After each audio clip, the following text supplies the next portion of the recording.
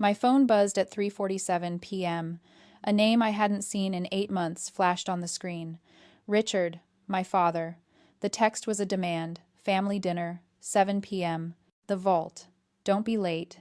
At that exact second, a news alert slid into view right below it. Fresh root valuation hits $185 million. The timing wasn't a coincidence. He didn't miss me. He saw the number. I used to beg for their attention, but staring at that screen, the old desperation didn't rise. Instead, my mind went quiet and cold like a server room. Be honest, have you ever had someone who ignored you when you were struggling but suddenly appeared the moment you started winning? Drop a yes in the comments if you know exactly how that feels. I stood in the center of my walk-in closet. It was climate-controlled, silent, and lined with rows of Italian wool and silk. 10 years ago, a text like that from my father would have sent me into a spiral. I would have torn through my wardrobe trying to find the perfect outfit, something successful enough to earn a nod from him, but humble enough not to threaten my brother's fragile ego. I would have been desperate to package myself into something they might want to buy. But today the panic was gone. In its place was a quiet, humming precision. I wasn't getting dressed for a family reunion. I was getting dressed for an undercover operation. I walked past the tailored blazers and the designer heels. I reached up to the top shelf and pulled down a dusty plastic bin. Inside were the relics of the girl they thought they knew. A faded denim jacket with a fraying collar. Scuffed white sneakers that had seen better days. A gray sweater that hung a little too loose on my frame. Putting them on felt strange, like sliding backward in time. It felt like wearing a cold, heavy skin.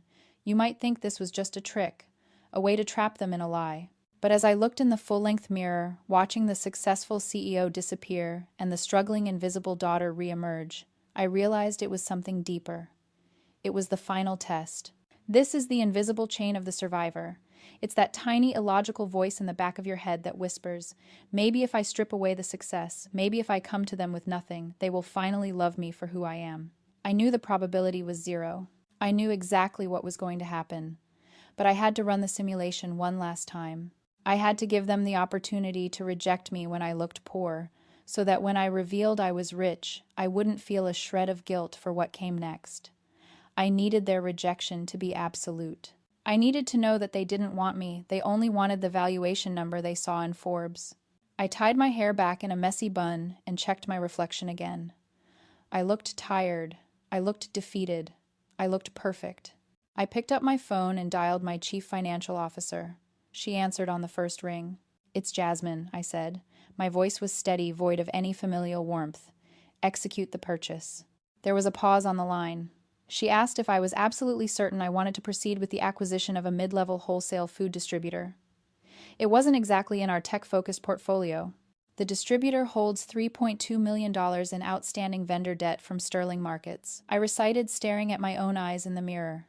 That debt is the leverage. I want to own it by dessert. Send the confirmation to my secure line. Understood, she said. We're closing now.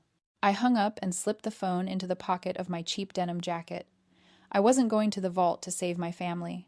I wasn't going to beg for a seat at the table. I was going to inspect a distressed asset before final liquidation, and I was going to do it wearing the uniform of the daughter they never cared about. I ordered an Uber X. Not a black car, not an SUV. Just a regular, slightly beaten-up sedan that smelled faintly of pine air freshener and someone else's fast food. I sat in the back seat watching the city blur past the window and let my mind drift back. Back to the crumbs. That's what they gave me. Crumbs. Just enough to keep me from starving, but never enough to make me full. It's a concept in psychology called intermittent reinforcement. It's how you train a rat to keep pressing a lever even when no food comes out. If you give the rat a pellet every single time, he gets bored. If you never give him a pellet, he gives up.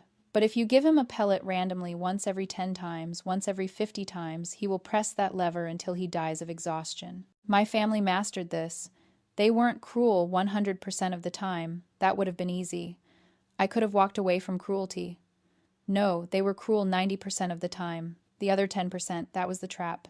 I remembered being 16 working unpaid shifts at Sterling Markets after school stocking shelves while my friends were at the movies. My father would walk by, clap a heavy hand on my shoulder and say, "Good girl, Jasmine. You're learning the value of hard work." Just that one sentence. That one tiny pellet of approval. And I would ride the high of it for weeks, convincing myself that I was finally earning my place. I remembered 3 years ago when the tax liens hit for the first time. They were frantic. The business accounts were frozen. I drained my savings $45,000. I had set aside for a down payment on a condo and wired it to them. My mother hugged me. She actually hugged me. She cried and said, "You saved us. We're a team." I lived on that hug for 6 months. I replayed it in my mind whenever they forgot to call, whenever they excluded me from vacations. We're a team, I'd tell myself. They love me. They just show it differently. But then Christmas came. I showed up at the house with gifts for everyone. Hunter was there with his new girlfriend. My parents were fawning over her, refilling her wine, asking about her family. I sat on the sofa for 3 hours and not a single person asked me a question. Not one. I was the person who had saved the business, and I was less interesting to them than a stranger. That was the moment the lever broke. I realized I wasn't a team member. I was a utility. Like the electricity or the water essential, but completely unnoticed until it stops working. The Uber pulled up to the curb in front of the vault. It was an imposing building, all dark stone and heavy iron doors. The kind of place designed to make you feel important just by being inside. I thanked the driver and stepped out onto the sidewalk. I checked my reflection in the darkened window of the restaurant. The denim jacket looked cheap against the polished glass. Good. I took a breath, not to calm my nerves, but to steel them. I wasn't walking in there to beg for a pellet. I was walking in to dismantle the entire experiment. I pushed open the heavy door and stepped inside. The private dining room at the vault smelled of aged leather, truffle oil, and unearned confidence. I stepped inside, letting the heavy door click shut behind me. The scene before me was a tableau of excess. My father Richard sat at the head of the table, a napkin tucked into his collar like a caricature of a robber baron. My mother Susan was swirling a glass of deep red wine, a vintage that I recognized from the wine list in the lobby as costing $850 a bottle. My brother Hunter was already halfway through a Wagyu steak that looked like it cost more than my first car. They looked up as I entered. For a second, the silence was absolute. My mother's eyes raked over my faded denim jacket and scuffed sneakers. She didn't look happy to see her daughter. She looked embarrassed to be seen with her. "Oh, Jasmine," she sighed, setting down her wine glass. "Is that what you're wearing? We told you this was a celebration." My car broke down. I lied smoothly, pulling out the empty chair at the foot of the table. I had to take an Uber. Hunter snorted, slicing into his steak. "Uber X looks like.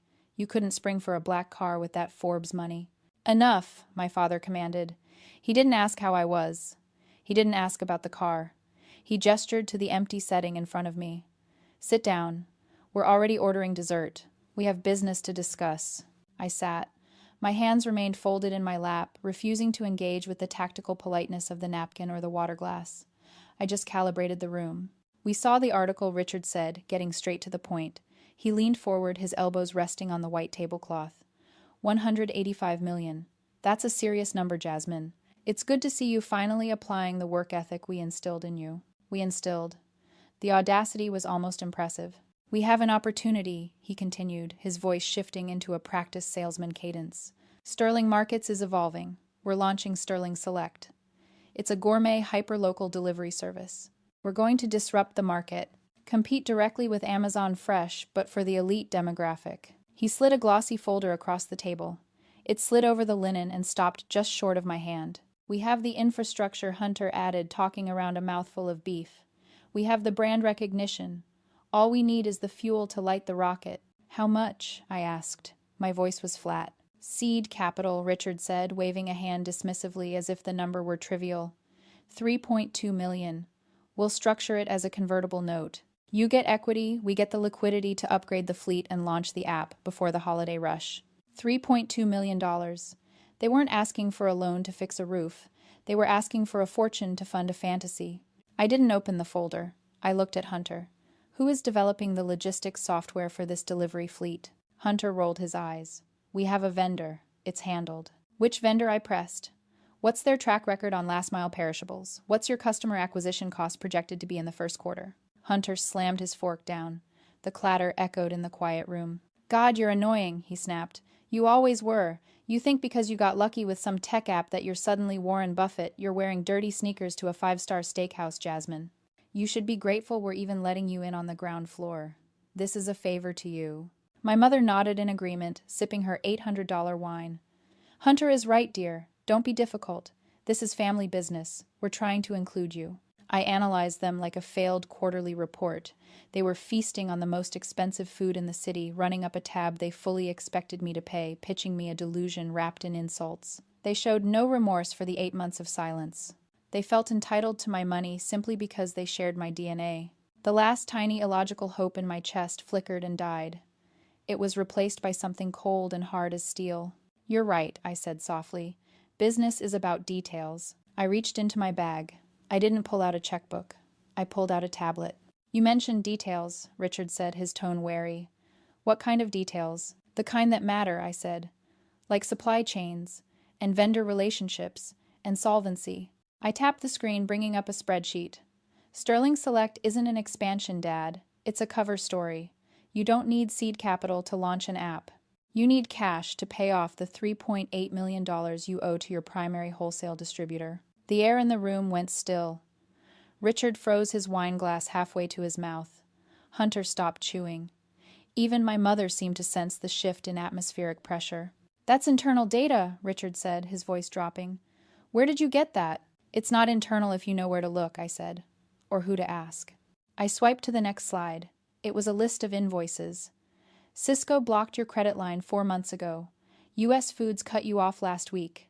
Your shelves are going to be empty by Thanksgiving unless you pay them. It's a temporary cash flow issue, Hunter interjected, though his voice lacked its usual arrogance. We're renegotiating terms. No, you're not, I said, because you're not negotiating with them anymore. I looked at my father. You're negotiating with me. Richard frowned. What are you talking about? Fresh Route acquired your primary distributor this morning, I said. The deal closed at 4 p.m. I now own the debt. I own the contract. And most importantly, I own the trucks that are scheduled to deliver your holiday inventory tomorrow morning. The silence that followed was heavy and suffocating. My mother looked between us, confused. What does that mean, Richard? It means, I said, answering for him, that I am your supply chain. I control whether your stores stay open or close. If I tell those trucks to turn around, Sterling Markets is bankrupt in 24 hours. Hunter laughed, a nervous, high-pitched sound. You're bluffing. You can't just buy a distributor like that. It takes months. It takes months if you need financing, I corrected him. It takes hours if you pay cash. I watched the realization dawn on them. They were looking at the denim jacket, the scuffed sneakers, the messy hair, and suddenly they weren't seeing a failure. They were seeing a predator. Why? Richard whispered. He looked pale. Why would you do this? Because you taught me business, I said. You always said control the supply, control the market. I'm just applying your lessons. We're family, Susan said, her voice trembling. Jasmine, you wouldn't hurt your own family. I'm not hurting you, I said. I'm securing an asset, just like you tried to secure my $3.2 million over dinner. It's just business, Mom. Isn't that what you always told me when you missed my birthdays for work events? It's just business. Richard slammed his hand on the table. You ungrateful little after everything we gave you. We put a roof over your head. We fed you. And I appreciated that, I said calmly. But food and shelter are the legal requirements for raising a child, Dad. They aren't a loan I have to pay back with interest. I leaned forward. Now, about those trucks. They're currently parked at the depot. If you want them to move, we need to discuss the terms of my new ownership stake in Sterling Markets. Richard stared at me. The vein in his forehead was throbbing. You want equity?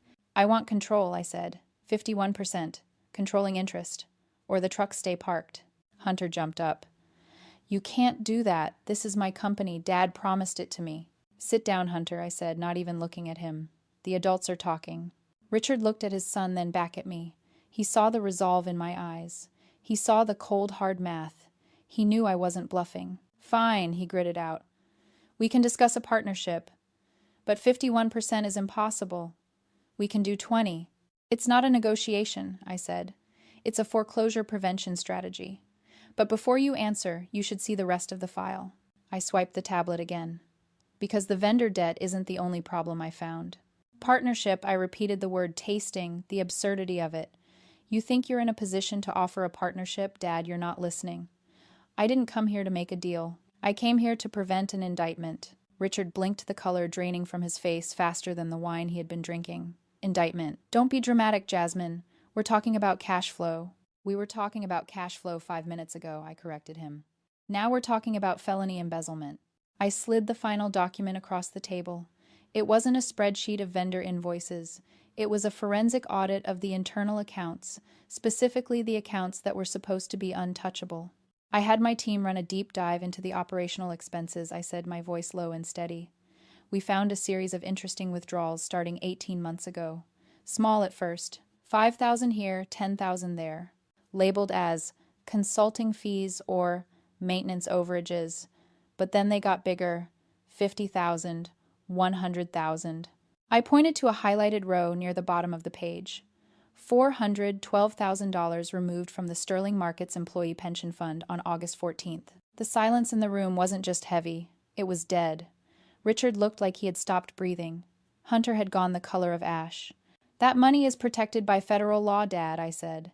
It belongs to the cashiers who have stood on their feet for 30 years. It belongs to the butchers and the stock boys. And you took it. It was a loan, Richard croaked, his voice barely a whisper. We were going to put it back. As soon as the Sterling Select app launched. You took it to cover Hunter's debts, I interrupted. I looked at my brother, who was now staring fixedly at his congealed steak. The data on the screen was the only truth in the room. I traced the wire transfers, Hunter. They didn't go to app developers. They went to a shell company in Nevis that links directly to an online sports book. You gambled away the retirement savings of 200 employees. Susan let out a small, strangled sound. She looked from Richard to Hunter, her eyes wide with a horror that had nothing to do with social standing and everything to do with reality crashing down. You stole from them, she whispered. Richard, tell me you didn't steal from the pension fund. I had to. Richard snapped, though he didn't look at her. Hunter was in trouble. These people, they aren't the kind you owe money to. I was protecting the family. You weren't protecting the family, I said. You were protecting a criminal, and in doing so you became one. I leaned back in my chair, watching the arrogance evaporate from their bodies. The posturing, the buzzwords, the condescension about my clothes, it was all gone. All that was left were 3 terrified people sitting in the wreckage of their own choices. This isn't just bad business, Dad. This is 20 years in federal prison. It's RICO charges. It's the kind of scandal that doesn't just bankrupt you, it erases you. I tapped the table with my index finger. The only reason the FBI isn't knocking on your door right now is that I own the debt and I haven't filed the audit report yet. I am the only thing standing between you and a cell. Susan stared at me, her eyes filling with tears. But they weren't tears of remorse for the stolen pensions or the ruined lives. They were tears of terror for her own comfort. The realization that her country club membership, her social standing, and her perfect life were about to be incinerated by a federal indictment broke her. Jasmine, please, she sobbed, reaching across the table as if to grab my hand, though she stopped short when she saw the look in my eyes. You can't do this. We gave you life. We raised you. We put food on this table and clothes on your back. Doesn't that mean anything? You owe us. I stood up slowly. I didn't scream. I didn't let my voice shake. I looked down at her with a clarity that felt almost surgical. You're talking about biological investment, Mom, I said. You provided food and shelter. That is the legal baseline for keeping a child alive. That is the bare minimum required to not be arrested for neglect. But you are confusing that with emotional equity. I walked around the table, my sneakers silent on the plush carpet. Equity is earned through investment, I continued. Emotional equity is earned by showing up to science fairs. It is earned by remembering birthdays. It is earned by asking, "How are you?" and actually waiting for the answer. You invested 0 emotional equity in me, Mom. You treated me like a bad stock you wanted to dump. And now that I'm profitable, you think you're entitled to a dividend. I stopped behind my father's chair. That's not how the market works. You have 0 vested interest in my future because you sold your shares in my life years ago. Richard had his head in his hands. Hunter was shaking, looking at the door as if he could run away from the FBI. I am not here to send you to prison, I said, my voice dropping to a business-like register. Not because I owe you, but because I refuse to let the name Sterling Markets be destroyed by your incompetence. Those employees deserve their pensions, and I am going to save them. I pulled the final document from my bag. It wasn't an audit. It was a contract. This is a severance agreement, I said, sliding it in front of Richard. Here are the terms. Richard, you retire immediately for health reasons. Hunter, you are terminated for cause effective tonight. You will sign over 51% controlling interest of Sterling Markets to Fresh Root. In exchange, I will personally recapitalize the pension fund and assume the vendor debt. Fired Hunter squeaked. But what will I do? I suggest you learn a trade, I said coldly. Gambling isn't working out for you. I handed Richard a pen. It was a cheap plastic bic from my pocket, a stark contrast to the heavy fountain pen he usually used to sign checks he couldn't cash. You have two choices, I told him. Option A. You sign this, you walk away with your freedom, and a very modest monthly stipend that I control. Option B. I walk out that door, I unpause the trucks, and I email this forensic audit to the Department of Justice. Richard looked at the pen. He looked at his weeping wife and his ruined son. He looked at the daughter he had ignored for 29 years, the daughter who was now the only thing holding up the sky. He realized then that he wasn't the patriarch anymore. He was just a liability I was managing. With a shaking hand, he took the pen. He didn't read the fine print. He knew he had no leverage. He signed his name, surrendering his empire to the invisible girl in the denim jacket. Smart choice, I said, taking the paper back before the ink was even dry. I stood up, leaving the signed severance papers and the unpaid dinner bill on the table. The Wagyu steaks had gone cold. The vintage wine was barely touched. It was a tableau of waste, perfectly fitting for the family I was leaving behind. Goodbye, Dad, I said. Goodbye, Mom. I didn't say goodbye to Hunter. He was busy staring at the tablecloth, trying to figure out how to live without a trust fund to gamble. I walked out of the private dining room, the heavy door sealing them in with their consequences. I walked through the main restaurant, past the tables of happy diners, past the bar where business deals were being toasted. Nobody looked at me. Nobody saw the invisible girl in the denim jacket. But I felt different. The air in the lobby felt lighter. The knot in my chest that had been there for 29 years, the knot of waiting, of hoping, of needing, was gone. I stepped out onto the sidewalk. The night air was cool and crisp. My Uber was already waiting at the curb. I got in the back seat. Where to? The driver asked. Home, I said. And can we stop for ice cream? I'm celebrating. As we pulled away from the curb, I took out my phone. I opened my contacts. I found Dad. Block. I found Mom. Block. I found Hunter. Block. One by one, I erased them from my digital life. It wasn't an act of anger. It was an act of hygiene. I was removing the infection so the wound could finally heal. I looked out the window at the city lights. I thought about the little girl who used to wait by the window for parents who never came home on time. I thought about the teenager who worked for free to earn a nod. I thought about the woman who had built a $185 million company just to prove she was worth something. She was worth something. She always had been. She just had to stop looking for her value in a mirror that was broken. The silence in the car wasn't lonely. It was peaceful. It was the sound of a debt paid in full. I didn't lose a family tonight. I lost a liability. And for the first time in my life, my ledger was finally balanced. Sometimes the most expensive thing you can buy is your own freedom, and it is worth every penny. If you've ever had to buy your own peace, share this story. And don't forget to subscribe for more stories about finding your voice.